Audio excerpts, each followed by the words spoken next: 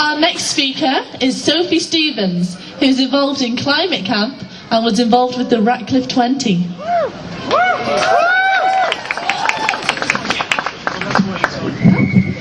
Hi everyone.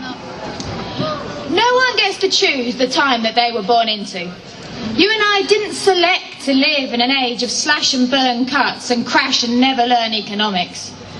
We didn't opt to be part of the last generation who can pull the brakes on climate chaos. But we can choose how to use the time that we do have.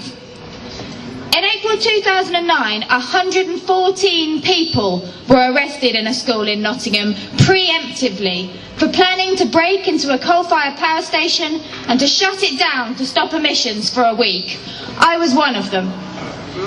If the protest had gone ahead, Ratcliffe-on-Soar, the UK's third largest coal-fired power station, would have been out of action for a week, stopping around 150,000 tonnes of carbon emissions. The charges against me and many of the others have been dropped, but 26 of the protesters are still being charged, and 20 of them are now 2 weeks into a 3-week trial at Nottingham Crown Court in front of a jury. They're all charged with conspiracy to cause aggravated trespass, and they're looking at a maximum of 3 months in prison or £2,500 worth of fines, or both.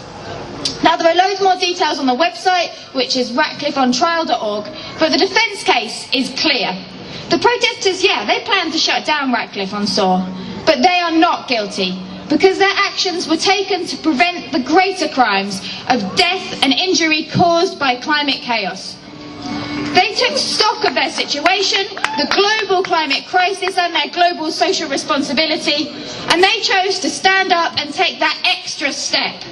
And with the equipment and training that they needed to do it safely, they chose to take the action we so desperately need, and that our political system is so totally failing to deliver, to stop emissions now.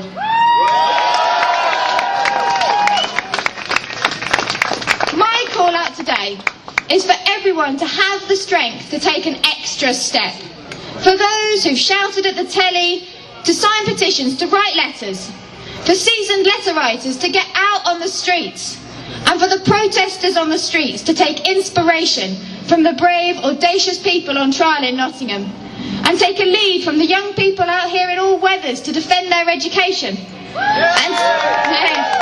and to show solidarity with the workers at Vestas last year who occupied their factory, and to take the action that we know is needed directly.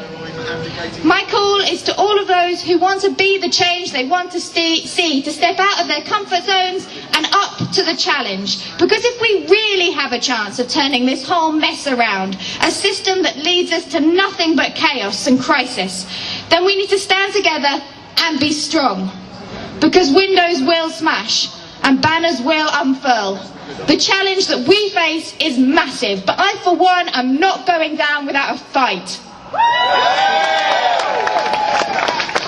Whatever the outcome of Cancun, and whatever the verdict on the Ratcliffe 20 in Nottingham next week, our generation will be the very last to have any real chance to avoid climate catastrophe. We will be remembered in history, either as the generation that let the last chance slip through our fingers, or as the generation that stood up, that pulled the brakes, and that turned this mess around. Let's do it. You with me?